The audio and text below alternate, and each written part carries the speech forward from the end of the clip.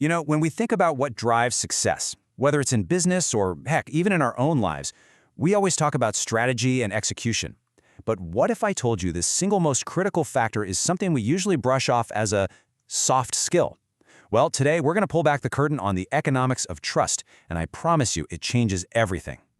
Okay, just take a look at this. On one side, you've got a simple request in a high-trust team. The answer? Go ahead. And it's done in 4 minutes. 4!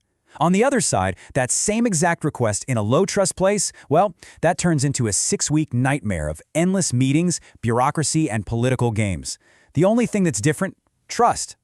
I mean, does that feel familiar? That feeling like you're just wading through molasses, where every simple task somehow gets tangled up in red tape, office politics, or constant micromanagement.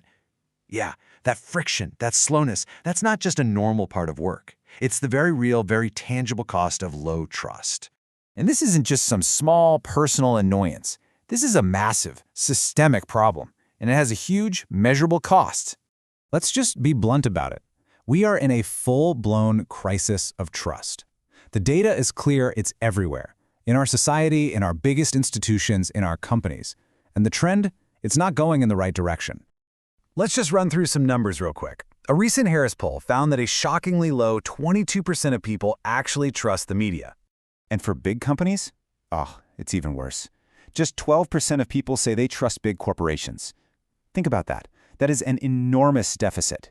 So what about inside the places we work? Well, the numbers are just as worrying. Barely half, just 51% of employees say they have trust and confidence in their senior management. And that internal decay, that's where all that molasses comes from. But what if we've been looking at trust all wrong? This brings us to the core idea here.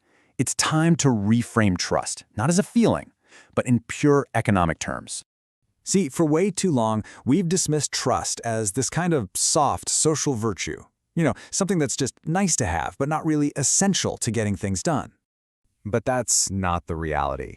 The reality is that trust is a hard economic driver. It's a measurable, tangible, and actionable asset that directly hits your bottom line, for better or for worse.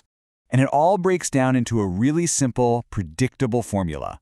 When trust goes down, speed goes down right with it, and your costs, they go up. Just think about it. All that red tape and compliance regulation, it's really just a slow, expensive substitute for trust. And thankfully, the opposite is just as true. When trust is high, speed skyrockets and costs plummet. Suddenly, everything gets more efficient, more profitable, and you know what? It's just a whole lot more fun to be a part of. Now, this isn't just some abstract theory. Let's look at how this plays out in the real world with a crazy, high-stakes example. This is what we call the hidden variable. So listen to this quote from Warren Buffett. He was talking about his company's acquisition of McLean Distribution from Walmart. He said, "We did no due diligence." I mean, for a multi-billion-dollar deal, that is absolutely unheard of. So why did he do it? Because the trust between them was just rock solid. I mean, let this sink in. A $23 billion deal.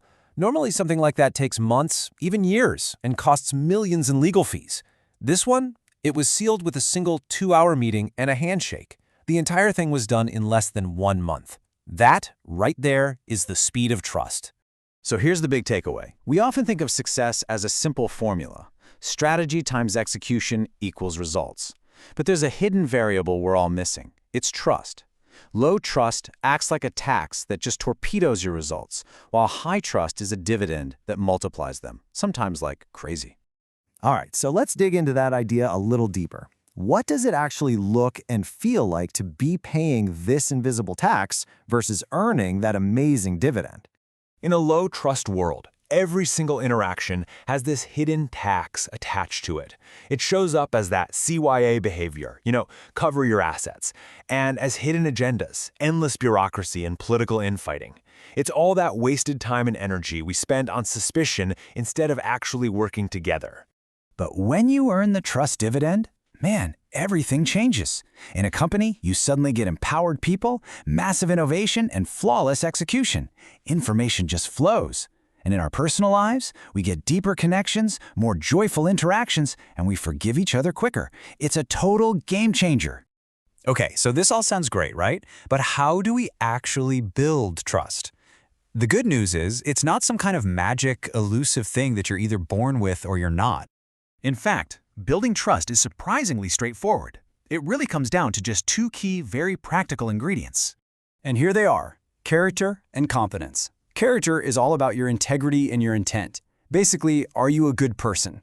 Competence is about your skills and your results. In other words, are you good at what you do?